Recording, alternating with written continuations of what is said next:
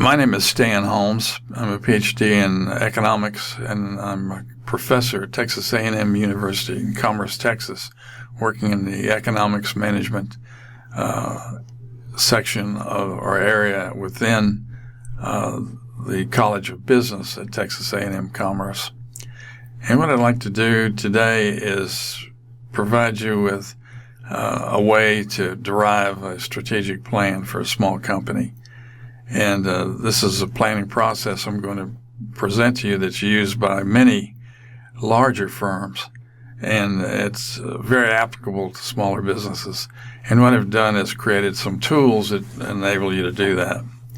And this exercise, including the previous session that we've recorded, is sponsored by the USDA, the U.S. Department of Agriculture. And they're interested in providing small and rural businesses, small, mid-sized rural businesses with the same advantages that large corporations have.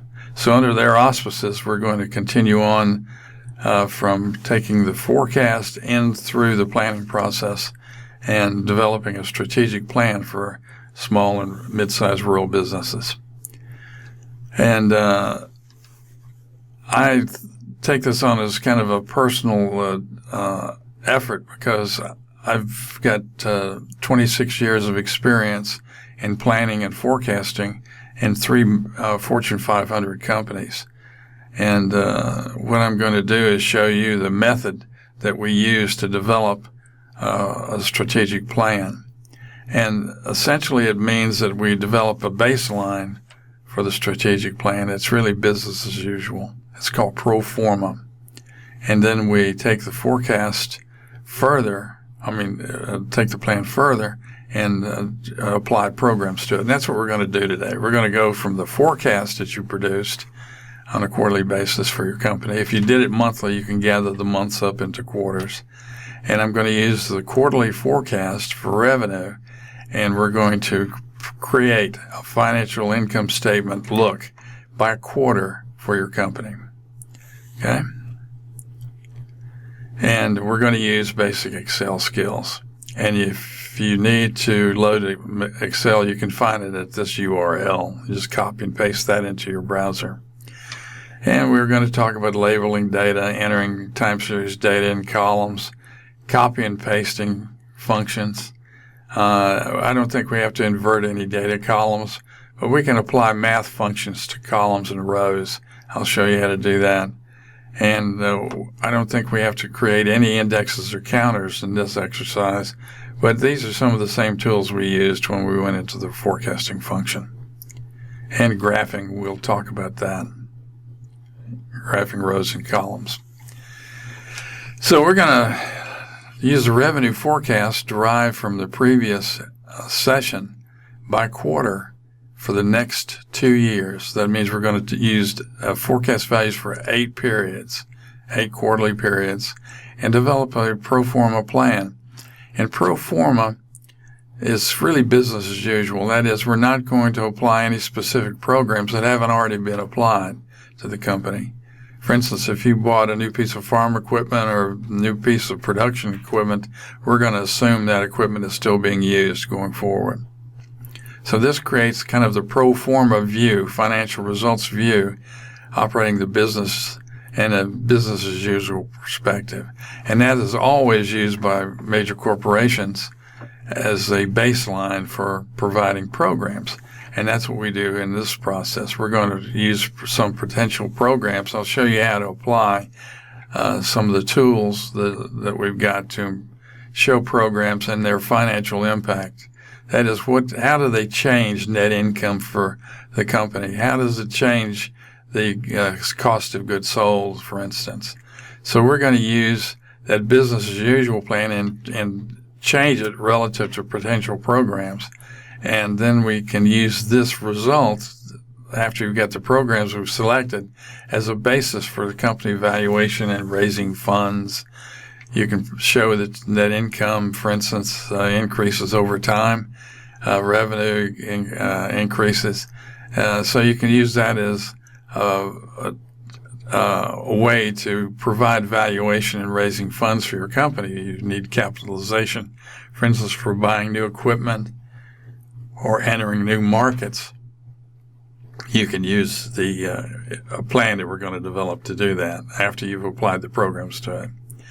And you can use that as a foundation for acquiring resources. For instance, if you need to have additional people, you can see that they would be reflected in the expense. And if you have capital equipment, that'll be reflected in the financial report as well, income statement. So what we're going to do is use an Excel-based planning template that I've made for you. And all we have to do is enter our quarterly forecast, okay? And the planning template will populate the forecast in the income statement function automatically. We're going to build a planning. I'll show you what we did to build the planning template.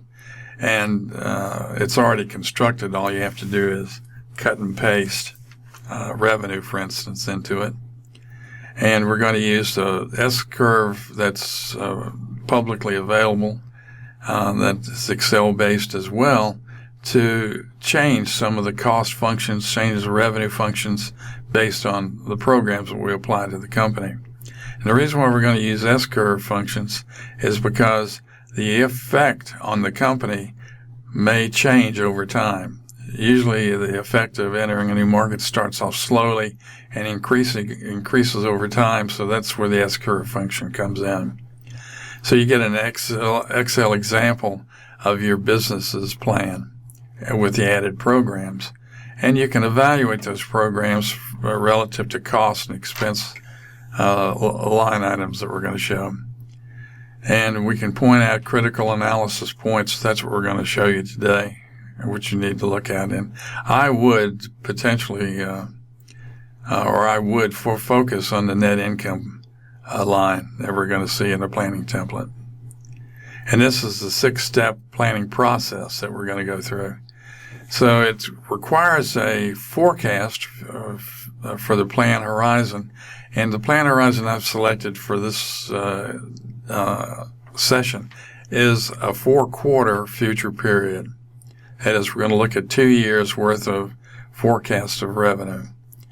And then we're going to look at a single period. And what I suggest to you, you might want to use, instead of just quarterly information, look at annual information, simply due to the fact that taxes are pretty much reflected in the annual statement rather than the quarterly statement.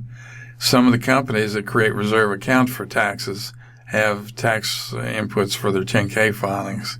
But if you've got a small business, you probably need to use the annual income statement. Okay, and you can use a recently prepared income statement from your accountant or CPA that you use, or you can use QuickBooks income statement view for your company or any other software package that's used for tax preparation or accounting. Okay, so what we're looking for is an income statement for the year, okay? And use a single period income statements, and that financial period would be the most recent year, for instance. And what we do is we apply the income statement view to the revenue, and it creates a business as usual estimate of what the income expense items are going to be over the plan, okay, by quarter. Okay, then we're going to evaluate the financial performance and suggest ways we might be able to include other programs to enhance the financial performance. And then we're going to develop the final strategic plan by saying these are the programs we're going to include and these are the results we're going to get relative to net income and costs. And so we're going to look at the financial performance of the company over the plan process for reasonableness and see if any problems crop up that we might be seeing. Okay, starts with an 8-quarter forecast. Let me show you what the forecast is applied to. Let's jump out of this for just a second. And let's open the planning template. And what I've done is I've created one for Happy Farms. Okay. And I've got some notes here on the side that you might want to look at. And what we did is we put the Happy Farms forecast, 8-quarter forecast, entered it here, and the planning template automatically populates this across the top line that you see here grayed out. So it'll automatically put your forecast in the appropriate quarter. So these are the 3 future periods we're looking at. I got 20 and 21 as future periods. Naturally, if you're forecasting today, you may want to start maybe with second quarter of 20 and forecast second quarter of 21 through the second quarter of 21, as if you want 2 full years from now. But anyway, what we've got is the revenue that drives through this relationship of revenue to cost of goods sold drives the cost of goods sold estimate. So with this revenue that we've created with our forecast for Happy Farms, the example we're using, we generate, you can expect this type of cost of revenue, okay? And that is, it's about a 58% share of revenue. And we look at the other expense line items and look at their relative share of revenue, and it estimates what they may be over time as well, okay? And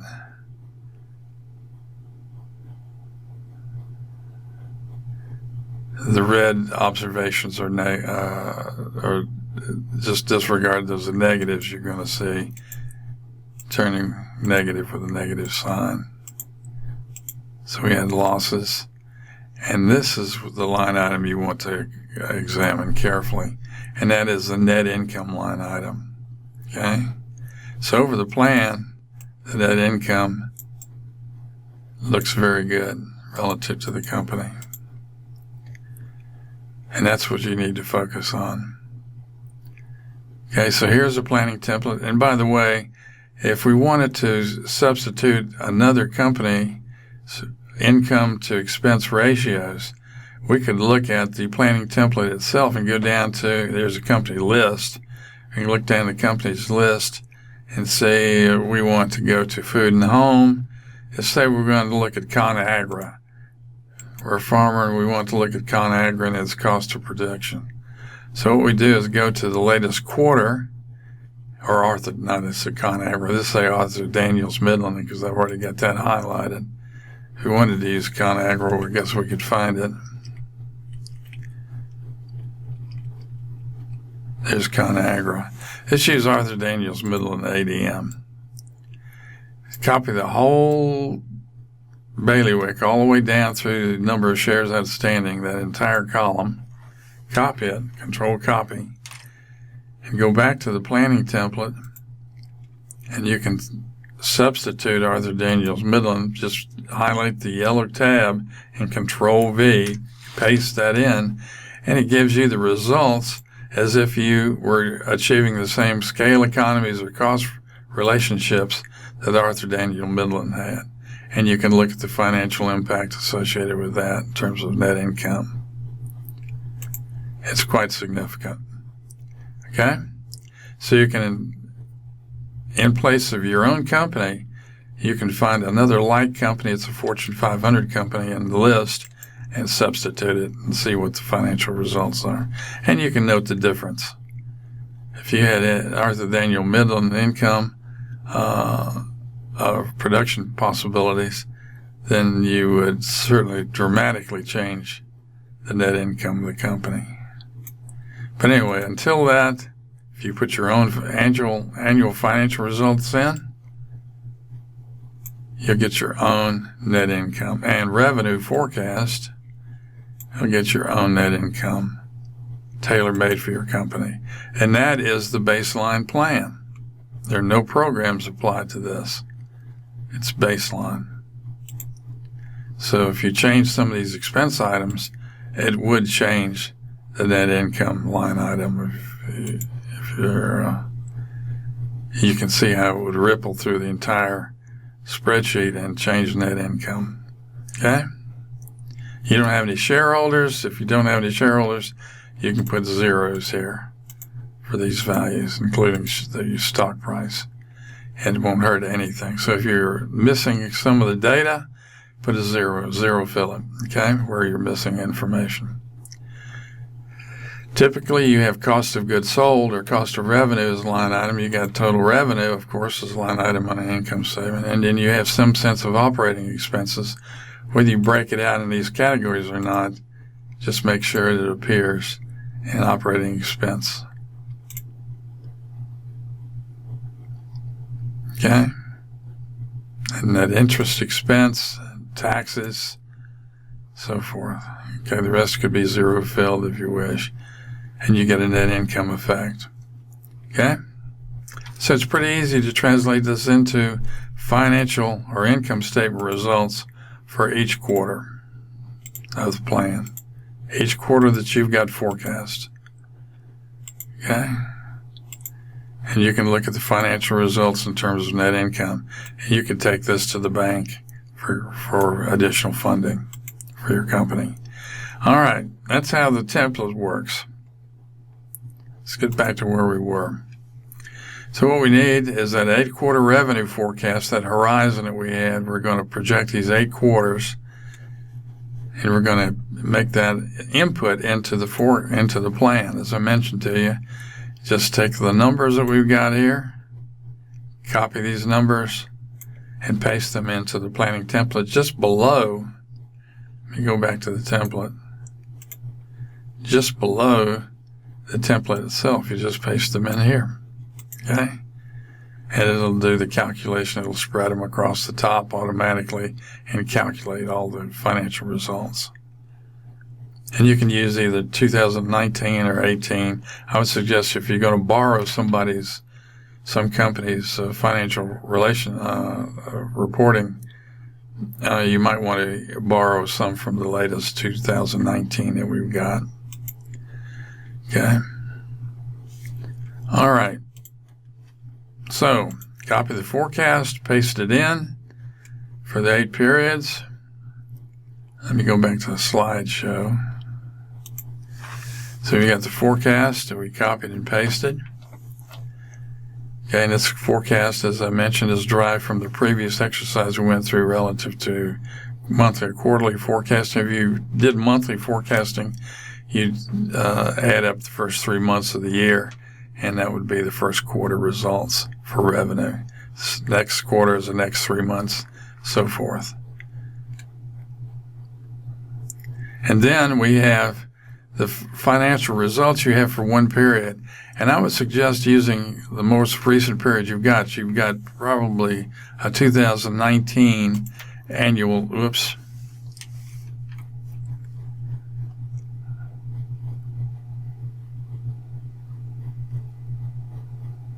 Let me see, let me go back. You have a 2019 financial statement relative to cost, total revenue, cost of revenue. Just fill in the blanks. Okay? Create your own column. And where you don't have anything, put a 0 in. Don't be afraid to do that. Okay? If you don't have any net interest expense, you didn't borrow any money, don't have any interest you're paying, put a 0 in there. Okay? Taxes, if they're paid more, put the income tax there that you paid on your business. Okay? You don't have any shares, put zeros. And the earnings per share would naturally be 0 as well. Net income available to shareholders, just 0 that out if you wish as well. Okay? And some of these other losses, you might want to 0 those out as well. So you have an Excel planning template that I've shown you. It's you can substitute 10K reports from some company that you think is reasonably similar to yours, but there again, those are larger companies, so their cost to revenue ratios may be much different from yours. I would suggest you use your own company's financial statements. Okay? From either QuickBooks or a CPA report that was prepared for you for the end of year. Okay, just copy your data in and copy your revenue forecast in. And this is the company's revenue forecast. Okay, so you copy that in. It just falls right below, and then the planning template, below the income statement for the plan. Just copy it in there, and it'll spread it across the top. Revenue is typically called top line. Okay, you got 8 quarters of revenue that we're showing here. And you can note that it's got some seasonality associated with it. Fourth quarter is always higher. Just an observation. So these are the only 2 inputs that you require for the planning template. Your financials, listed by category that we showed over here. These financials. And the revenue forecast by quarter. And then you get the Happy Farms planning template. And it shows you what the net income effect is. And notice this is a little bit different from the other one we showed. Because the other one had, I messed it up a little bit. But this is what you'd normally get. Okay? But your planning template should be nice and clean and look like this if you had these inputs here and then input the forecast at the bottom below the planning sheet, and it would populate this row across the top, the total revenue. Total revenue that you see across the top. Okay? So, and I said that you could use a 10K for the other companies. I've got some instructions on how to do that. Just copy and paste them. And things that you need to be note for the pro forma plan, and that's what you've created. When you go back in and spread the forecast, it's spread automatically, and notice the income results that you've got for the end of year. You get these percentages, revenue share. See how these manage, what those ratios. And some of these numbers, you'll see that some of them are small, but they got zeros here. But if you selected this and just use the format, four decimal place format, it would show you that there is some percentage there. It's kind of hidden because of the formatting, but it calculates some slight effect associated with non-operating expense items and net interest expense. Net interest expense would be you just select this .00 that we've got here and reformat it for 4. You can do that in Excel, reformat it for 4 periods. Let me see if I can do that. Let's exit this. Go to I'll show you, and the planning template. If we reformatted this,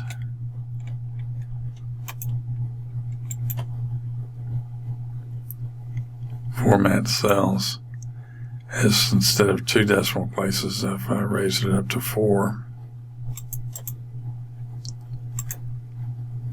it would show you that there is something there.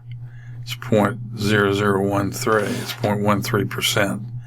It's used to determine what these numbers are. Here's another one. Let me say. We got the ones that you don't see any percentages on are sums. Here's one up here. We can reformat there, and that should be black. So format cells, raise it up to 4 decimal places, and you'll find that there is some 0.24% goes into this, and it should be positive. It's an expense item. There's no reason, because if it's negative, it would show it as a negative, as a loss. For instance, down here, that shows negative. So you can go back in and reformat these percentages. If they look like they're 0 and it produces some numbers, it's due to the fact that there's just less than 1% that's being shown. Okay? Let's go back. So these revenue shares are pretty critical relative to the operation of the business. We can say that about 58% of every dollar that you earn in revenue goes to cost of goods sold. And that number is very interesting for you to see. But your objective would be to kind of drive this down over time. But if you don't do anything, you keep it going the way it has been, these are the results you can see with revenue as it expands over time. Those operating expenses, or cost of revenue, cost of goods sold, expand over time, increase over time. Same thing for the other operating expenses line items. They'll increase or change as you move out over time as well. So this gives you an income statement by quarter. Go back to gives you an income statement by quarter for each of the plan periods.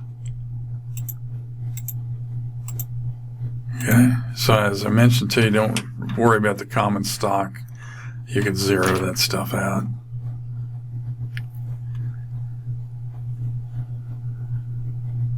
Okay. So pay attention to your revenue shares. So if you did a plot of the Happy Farms revenue, and we can do that very easily by going back to the revenue that we had for Happy Farms. Just highlight it and go up to Insert. There's instructions in the slides to show you how to do this, and slide on over to the little line plot, little XX, Insert Line Chart, and this is Insert One. Okay.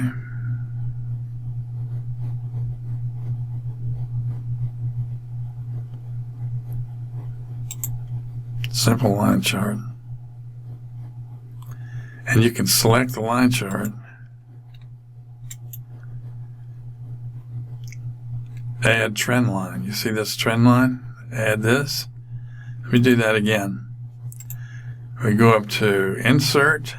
First of all, you highlight the data that you want to plot. Go up to Insert. Select the little line chart function, and it'll produce this line chart. Then you select the line itself, and if you right click on that, right selected, it says add trend line. So you can add a trend line to it, and you can display equation on chart. It'll open another menu, and you can display the equation. And the reason why this is important is I'll show you in just a minute. So there we go. Select the line, add trend line, and then after the trend line, you can go and format the display equation on chart. Just select that. Okay? And you can copy and paste this into another report and expand it. You can make it bigger. You can simply just make it bigger. And it creates an equation. And let's look at that equation, because this tells you what kind of growth you're getting per period. Let me go back to the slide. Let me nuke this first. Let's go back to the slide we're now. Now we talked about revenue. Let's go back to the slide. And it's the revenue. This is the same chart that you would have gotten if you selected the forecast before. It shows you that there's a slope term here. See, just before the X is the number of periods that you've got. There's an X for each period. 1X, 2, 3, 4, 5. It's increasing 1X each time. And that's a quarter. So for every quarter, your revenue is expanding $146.9. Okay? So this slope term tells you something about the growth in revenue per quarter. That means it's changing on average. It's changing that much. And that you don't have to worry about the seasonality that you may have in the data. That is, the ups and downs that it has. Look for the slope term. Okay? And that's the growth in revenue over time. And that's what you're looking for in the plan. And what this does is it smooths out the cycle pattern and seasonal pattern you may have, and it tells you what the growth has been or will be with the forecast. Okay? So note the slope term. I showed you how to get that. And there's more instructions on slide 25, as I mentioned. Let's go back from the current slide. So we've got the slope term just in front of the X. And that 146.9 is the average growth per period in revenue. Okay? It's interesting because you can look at the pro forma plan, which this is, the revenue forecast, and see what kind of revenue growth that you've got pro forma, that is, with no change. All right. So we want to look at that percentage. So you focus on revenue growth. You can do the same thing with cost of revenue and cost of goods sold. Just highlight them, create a line chart, and then add the equation. Just check the equation box. And look at net income. You can look at that too in terms of growth for the plan. And note the revenue share in the third column for the plan for the cost of revenue, cost of goods, central and general administration. And those are those percentages I was talking to you about back here. This third column, the revenue share, shares of revenue. Okay, so you notice how those change over the plan. Or notice how those are set for the baseline plan. And we can change those, by the way, going forward. Note income tax, interest expense shares as well. You might have to go back in and change the formatting, as I mentioned, to reveal them. So we can achieve, now we've got a baseline plan and we've evaluated it relative to these line items that we've got in cost of revenue and the revenue growth. Now what we can do is choose programs. And some of the programs we may want to evaluate are new service or product introductions, new market entry. That is, I'm going into sell Latin America, and before I just stayed Canada and the U.S. Now we're going to Latin America. Programs to reduce the cost of revenue, the cost of goods sold. You could have a program to reduce it that would be associated with different sourcing of inputs or time of delivery of inputs, and the resource planning comes in. If you have a specific way to reduce the cost of revenue, the cost of shipping, you might change the shipper to reduce the cost of revenue. Programs to reduce cost of selling or increase sales force and advertising, you can reduce those costs. So if you need to increase sales force or in advertising, you may want to increase those selling general and administrative expense line item.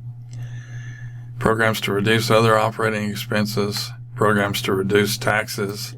That is, you can perhaps reduce taxes by producing some of the product out of offshore or whatever. I'm sure that small business and rural businesses can't take too much advantage of that, can they? But then you have interest expense. You can reduce that by paying off loans, for example. So you've got some programs you can put in place. So you need to evaluate those programs with line item changes to the template. So I would suggest any program that you enforce or put in place that you change the template for it and save the template for that specific program. Because if you compare it to the business as usual program from the standpoint of net income, it'll show you the change associated with it. Okay? And this is the whole philosophy that we've got in planning and in economics associated with revenue. revenue is, in most businesses, is seen as a basic business driver. That is, the cost or expense line items are driven by revenue. And if you flip that on its head, that means that the cost affects revenue. And that is the trap of if you build it, they will come. That's not the way business works. Okay? So just keep in mind that what we're looking at is top line driver affecting the rest of the business. Okay? And those historical sales reflect management's behavior and decisions and resource performance over the past. And with the business as usual case, we're assuming that that's not going to change going forward. The pro forma plan that we created, the baseline, assumes that's business as usual.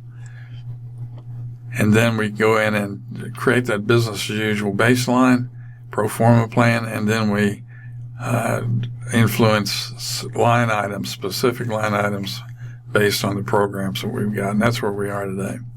And one of the advantages that we've got in using this next tool is the S-curve. And what this says is if you turn a program on, it just doesn't automatically shift you up to a new production line or sales line. It means that it takes a while to apply the program to the company. And if you'll notice, it does have monthly indicators, a monthly index along the bottom axis, the horizontal axis. And we can see the percentages impact or percentage effects on the vertical axis. And this is a tool that can be used almost in any program you put in place.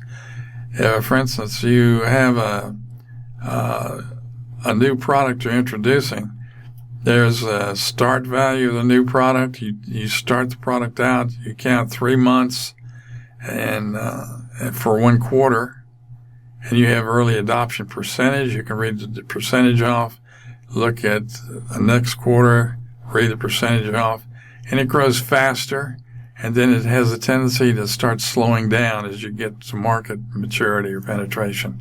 This S-curve is used quite often in business to examine the effects of new products or services. And keep in mind, when we're talking about revenue, you can apply this S-curve result in terms of percentages to incremental changes over and above the existing revenue. For instance, if I go into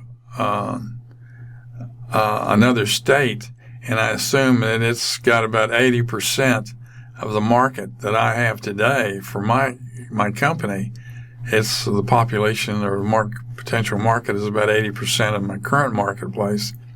I can use the S-curve and set the 80% maturity value and see how I can grow my business in that state and use that percentage as a multiplier times my existing product. That is, I just add 1 to this, 1 being the existing pro forma performance increased by 20%. A pro forma result increased by 30%. Pro forma results for the period increased by 40%. As you move out quarters, it increases the pro forma share. Okay? So we can go in and manually change revenue, for instance, or manually change costs if we want to. Okay? As you enter new markets, introduce new products, for example, or put in a new plan in place. And the beautiful part about this S function is that you've got a target value and you've got a start value, and you can set those. And you can also set the shape of the curve. We've got it so it basically exercises over 2 years. Okay, you can change these dates down there and make this 2020, this 2021, for example. But we're looking at a 2-year span. We can lengthen that out or shorten it. Okay, basically, or based on our start and stop our maturity values. And the calculations, and you set those yourself. And I've got some notes relative to how you can set those start values and the target values. General rules. Durable goods or very expensive goods have a lower target value. That is, durable goods take longer to achieve market penetration, and they typically, if they're higher priced, they have a lower target market penetration. So you might have a start value that's lower, and you may have a lower target value. That is, what I would do is change this target value from 80% maybe down to 60 or 50%. Okay? That is, will it change my market incrementally from the existing business as usual market? And this is just your best estimate, okay, of what the effect's going to be. For new market entry, compare the existing markets and new markets relative to new market population, households, or business percentages, whatever that consumer percentage might be in the new market relative to the existing market you have. Like, for instance, you're marketing your product in Texas and you go to Oklahoma, this target value might increase by only 20% with targeting Oklahoma, because the population is about 20% of the Texas pop. Okay? Networking, fashionable items, networking items, that is, cell phones, for instance, are network items, or they're less expensive, will have a steeper curve and higher target value. So the start of the fast growth period will start earlier. That is, it'll start earlier than the 13th period. It's liable to start back here, the fast growth. Just slip it back to the 12th, 10th, or whatever, 8th period. It'll start the fast growth earlier and create a steeper curve. Okay? It'll achieve the target value quicker. If you're talking about fashionable items or items, and I'm talking about a networking item, that is, this is a product, if somebody's got it, someone else is going to want to have it too. And that is, it's networking. Yeah, things like cell phones, of course, are networked. A new version of cell phone comes out, it kind of puts pressure on others to buy the cell phone. If it's less expensive, they raise the price of it, it may slow the start of the fast growth down. Okay, any new product or service must be expected incremental to existing revenue streams. So what we're talking about here, if we apply these percentages, they have to be over and above the existing revenue streams or cost.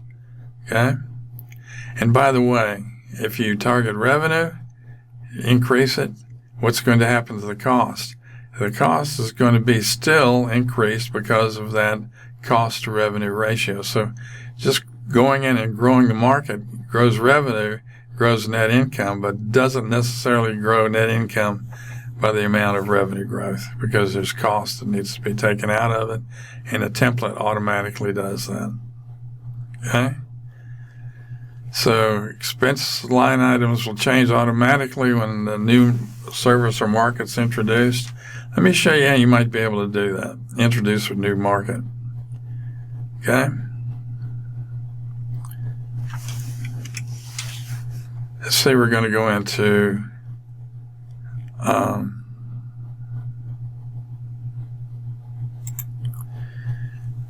say we want to go into Oklahoma. Okay? And you've got a parameter sheet here, and you've got a calculation sheet. Okay? Let's go to the shape function, and let's say that the target value, if I add Oklahoma, it's only got about 20% of the population that we have in Texas. Okay, so our market's about 20% of the Texas market. And I'm going to just see what happens to the curve when I do that.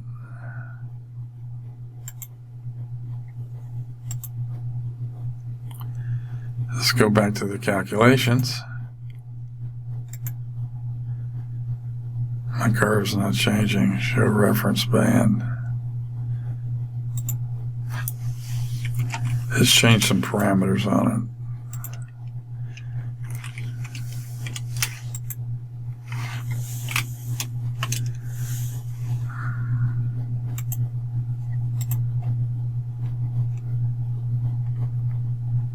Oh, here we go. I changed the wrong one. I'm sorry.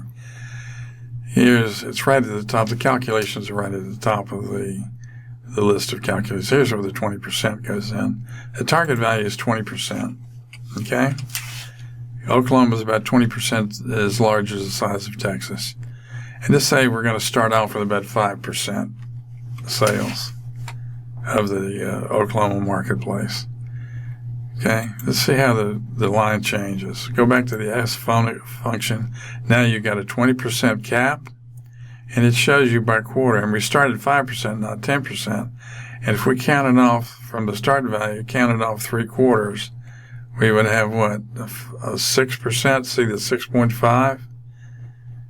And we can go back to the calculations and see by quarter how much it would change. Okay? Start value, look at 3 months, 5%, 3 more months, 5.1%, 3 more months, 5.23%, 3 more months, 5.5%, so forth. Just count the quarter off and count the percentage off. What do you do with these percentages? Let's say let's count off 3 months, 1 quarter. 5.05. If we went back to the spreadsheet,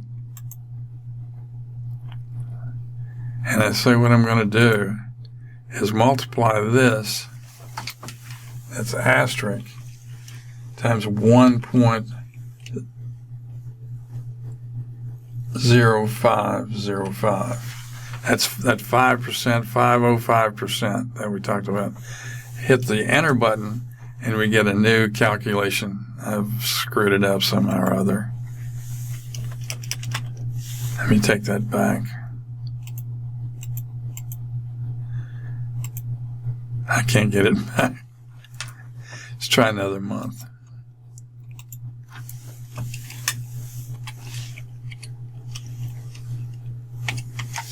Has 5% increase. You know what I forgot to do? I forgot to put an equal sign in front of it. There it goes. Here's what you do. Select the month. For instance, and we say we want to go back to our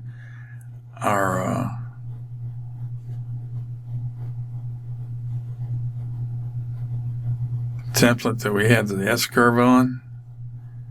Look at the 3rd month, or 3rd quarter. Here's 1 quarter, 2 quarters, 3 quarters. Let's say it's 5.23% we're going to use. Okay? So we go back to the function. I'm sorry I didn't put the equal sign in front. Select the month, the quarter, not the month, but the quarter, the 3rd month. Put an equal sign in front of that.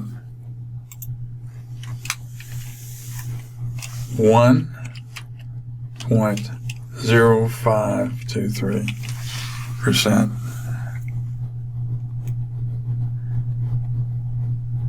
Let me do that again. Times, it's the upper shift, 1.0523. Okay? And that's reading right off the S curve for this percentage. Have the equal sign in front of it, and it'll change my revenue, change the company's revenue, incorporating that new market and growing at the rate that we estimated from the S curve. Let's try the next one, next quarter. That's 4th quarter, 1, 2, 3, 4. Forgive me for how I messed it up earlier. Go to the 4th quarter. That's the next 3. 5.5 for the S curve. Let's go back to this.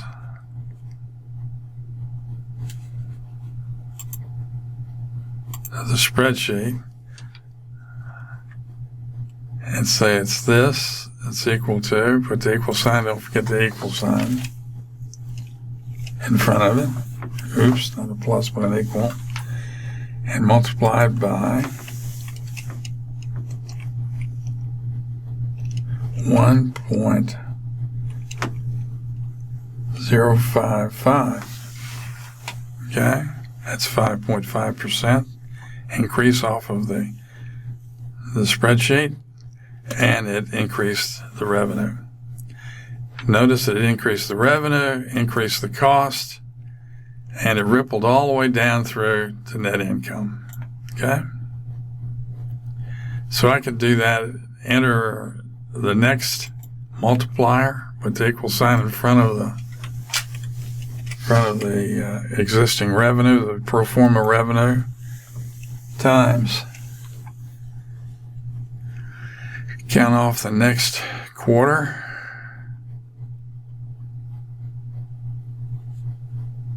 One, 2, 3. That's 6.05. Now we're in a higher growth period. So I go back to the revenue or the spreadsheet. Let's go to the next quarter.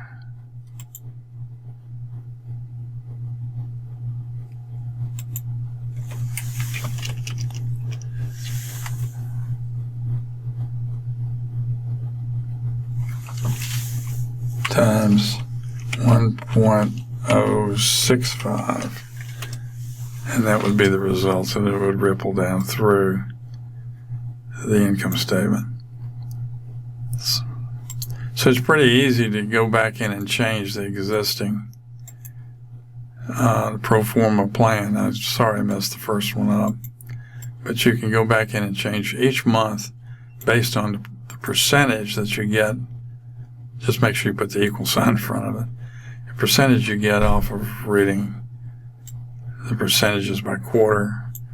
You just choose the last one, 6.05. Next one, 7.1. And if you had another quarter, it'd be 0.8, 0.93. So what we're doing is moving along this S function until approximately here. Over the plan period, 8 quarters. Okay? And how can you manipulate this? There again, go back to the calculations.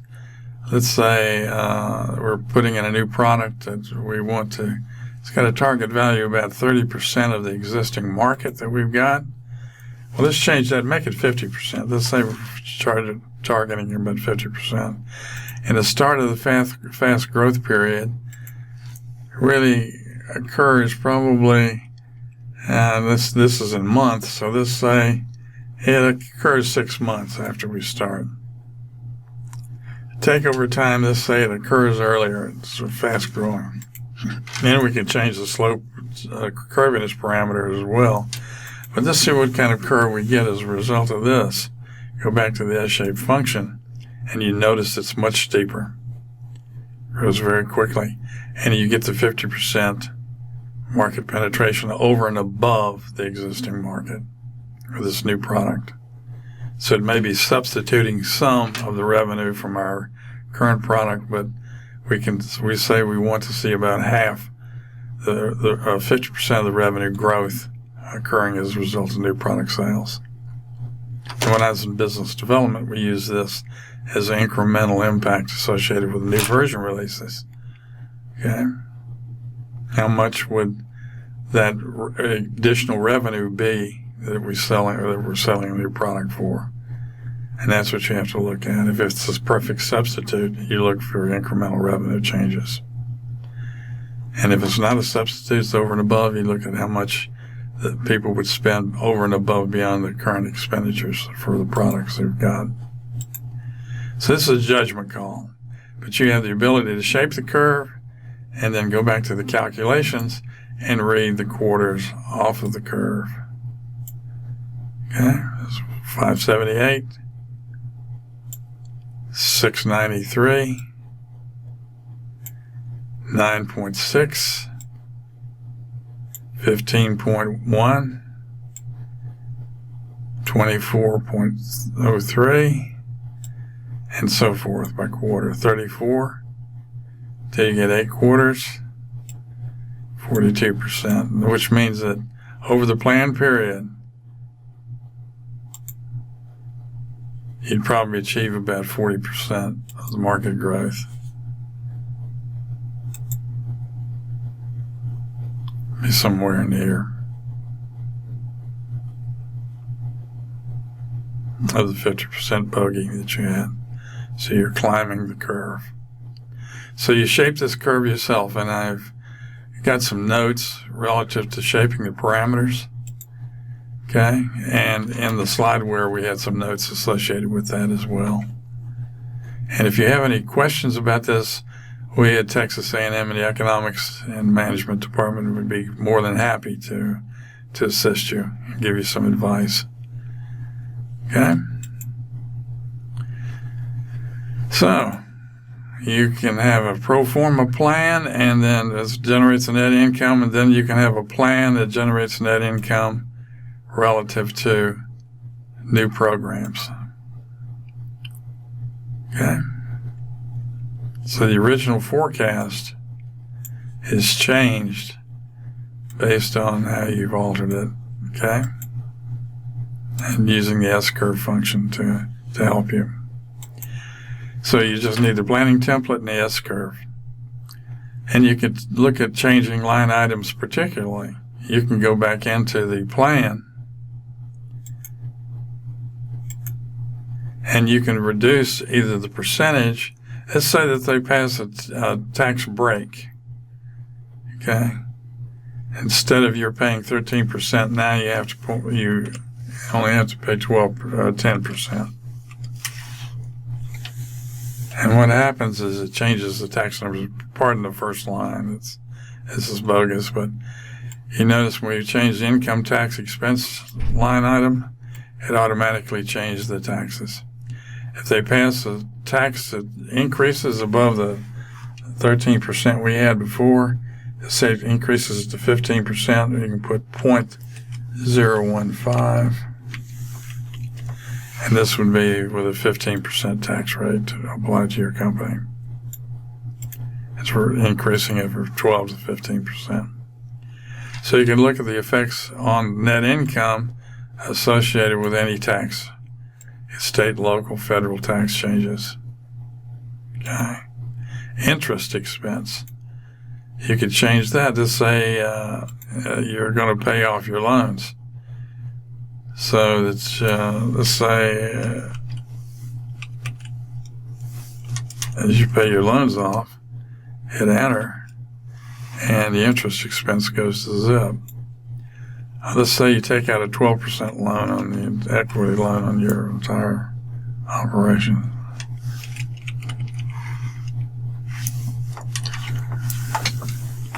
I hope I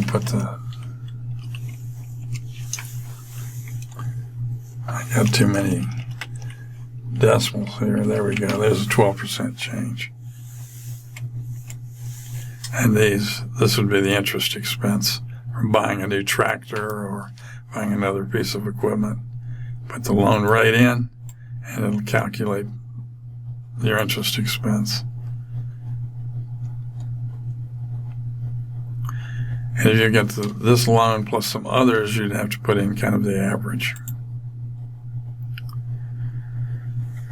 All right. So with the exception of the fact I messed up this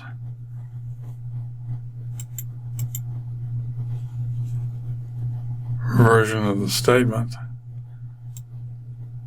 this first column in terms of the quarter, forgive me, but the rest of it should be reasonably in good shape. Okay? And you can always back if you want to. I couldn't back out of mine. Couldn't go far enough. But that's how you use the S-curve. The S-curve gives you the calculations based on the shape of the curve, percentages, and you can use to multiply by revenue or cost. Okay, and you can go back into the existing planning template and change any line item. In fact, let's say you want to hold the selling cost the same per period. All you have to do is copy the first period you want to lock in, Control Copy it, and just paste it in, Control V, paste it in for the other periods, which I didn't do very well.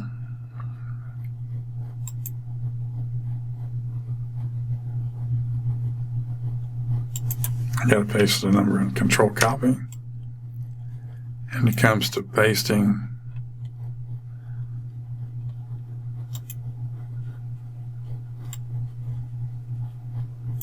let's reverse that. I want to make all of these 750. Control copy. I'm just going to do it manually. Paste numbers. That's where we messed up. Let's just paste numbers in. There, I made it all 750.62. So I held that constant, and you can see that it affected net income. Line 23. It affected the net income for each period by holding that selling general and administrative expense constant over the plan. Okay? So you can go back in and change any line item.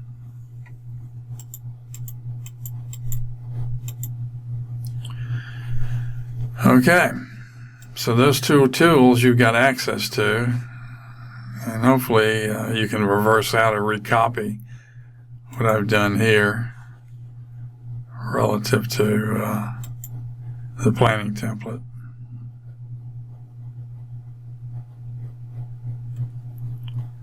Okay. So, for instance, enter Oklahoma with our products, get full market penetration within 2 years. What would you do? You begin with entering how much Oklahoma market is relative to Texas. Let's say it's a 20% expansion. So you set the target value for the S-curve at 2 years.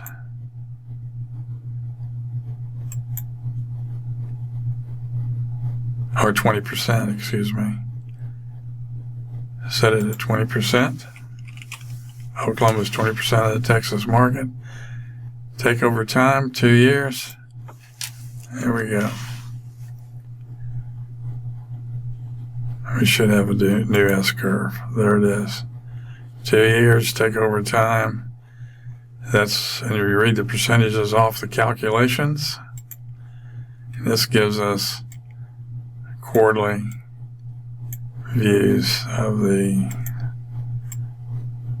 percentages that you achieve for each quarter until you reach the market penetration of almost 20% over 2 years. I started with 18. Actually, it should be 19. This year should be on your chart. It should start at 19. Okay, that is the S-shaped function I'm giving you. It's better than the one I'm showing here. And this the beginning year is different. It's 2019, and this is 2020 or 2020 here and 2021 here. Okay. So you got an S-curve you can manipulate, and you've got a template you can manipulate. This is a final strategic plan with Oklahoma and supply chain management. Supply chain management, begin the first quarter supply chain management, and what I did is I used the S-curve to back down the cost of revenue as a result for this, and I increased the cost of the revenue, but I backed down the cost of revenue by something like a target of about 20%. And that's what we had in our assumption for applying to supply chain. So I applied those plans, those changes, percentage changes to revenue for a new market entry, and reduction in cost of revenue. Instead of just being 56% over the whole plan period, it decreases to something like 52% as you move out over time. And that's off the S-curve too. Or you can just make it a one-time shot. It's going to be 52% instead of 56%.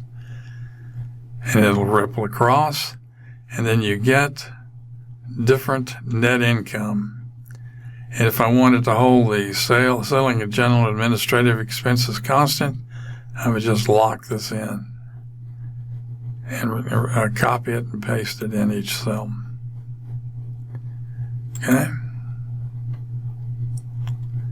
So what happens is we've got a strategic plan with the forecast results for net income. As you can see, line 23 right here, net income. You can see the line.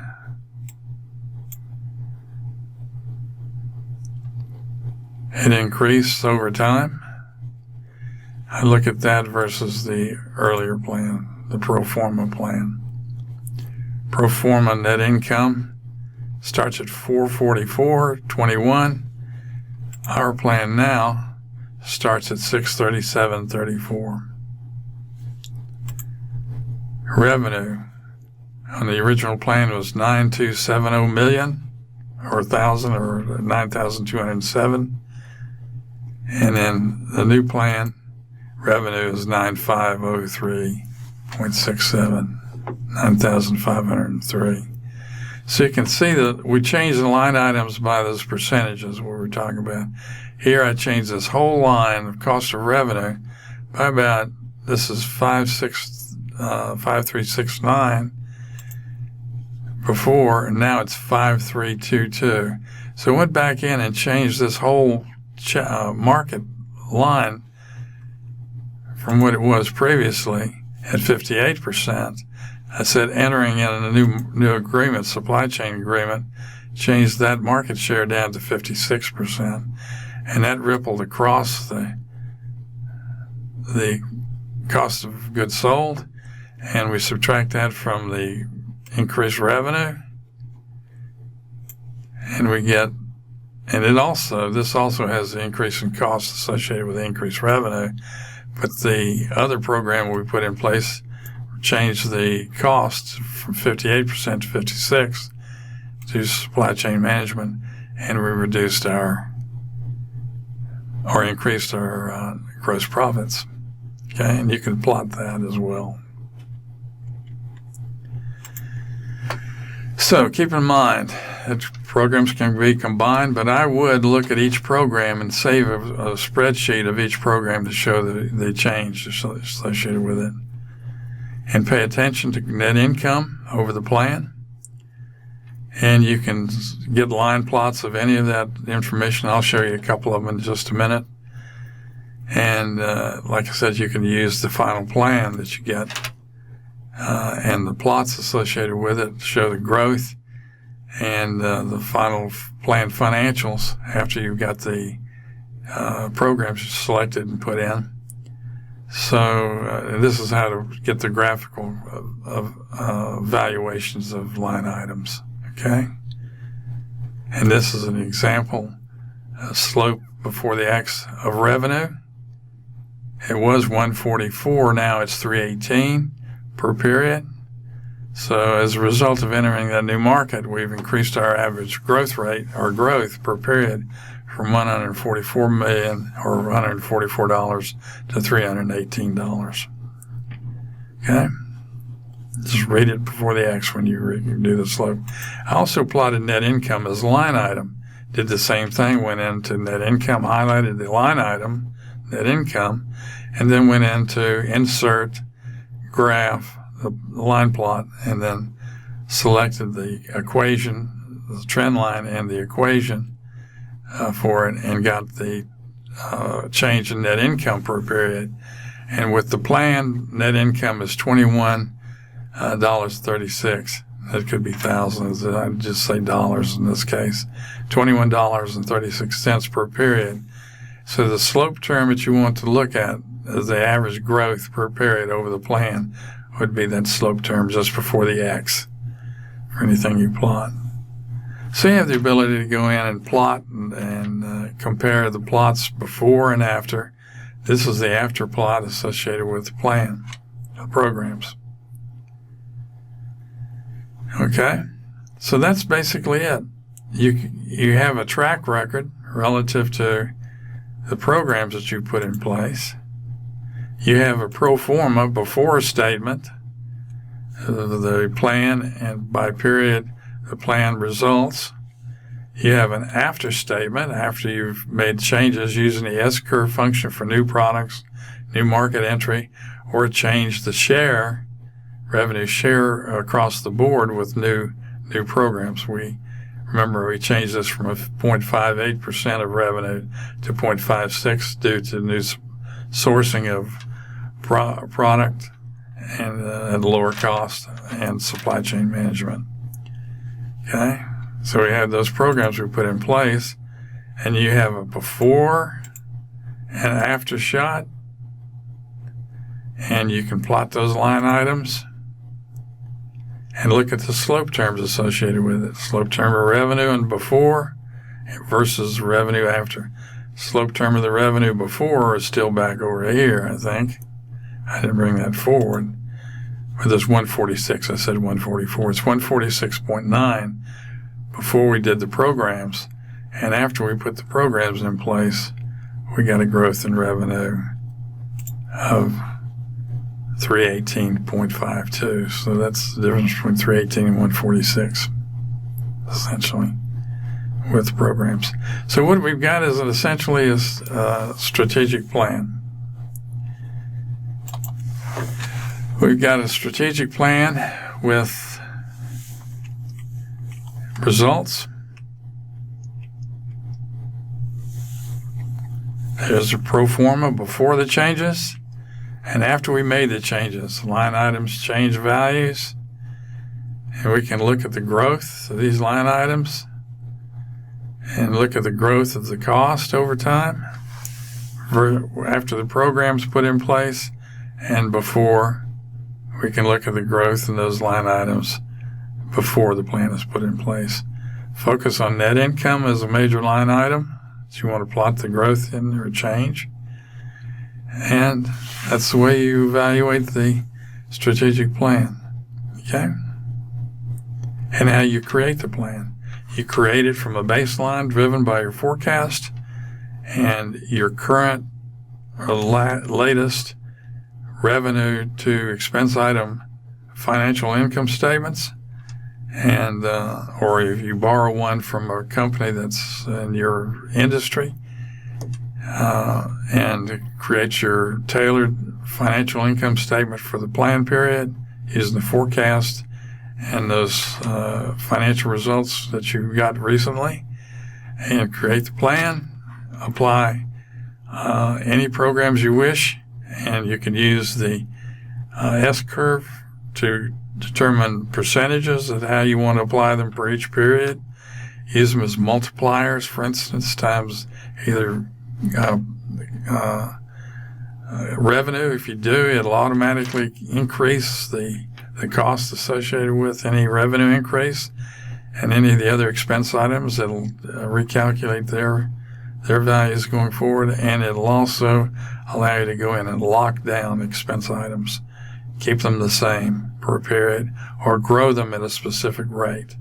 And you can use the different rate per period growth from the S-curves.